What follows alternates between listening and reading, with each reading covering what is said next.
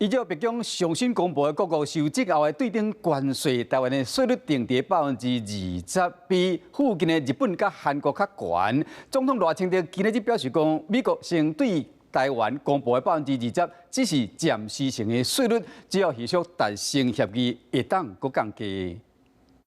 由32%调降到20%。总统赖清德、副总统萧美琴、行政院长杜英泰、秘书长潘明安，赴议57个人拢总列席。针对美东时间31签署的行政命令，对待税率20%，对外说明。还没有最终税率出来，但是已经有阶段性的成果。此刻不宜贸然去定位这次的谈判是成功或失败。强调20%这个数字只是暂时谈判的定数安排，代表双方也未完成总结会议，目前已经伫咧朝后一届会议，只要后续达成协议，就有机会搁再降税率。但20%从一开始就不是台湾谈判的目标。我们希望在后续的谈判当中，争取台湾更有利、更合理的税率。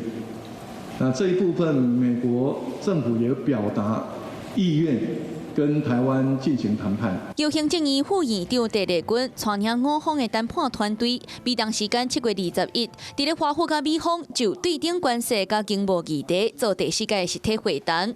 4届峰会了后，8月初1交出20%的成绩。虽然各方强调这是暂时的，不过这个数字较关过日本、韩国产业定着受到冲击。邀集所有相关的部会。请他们来说明，目前几个月下来，我们对各项产业在以缓济急的前提之下，我们做的协助有哪些？对于现在立法院已经修正通过的特别条例，行政院有必要因应现在的这个情势，做全盘的调整。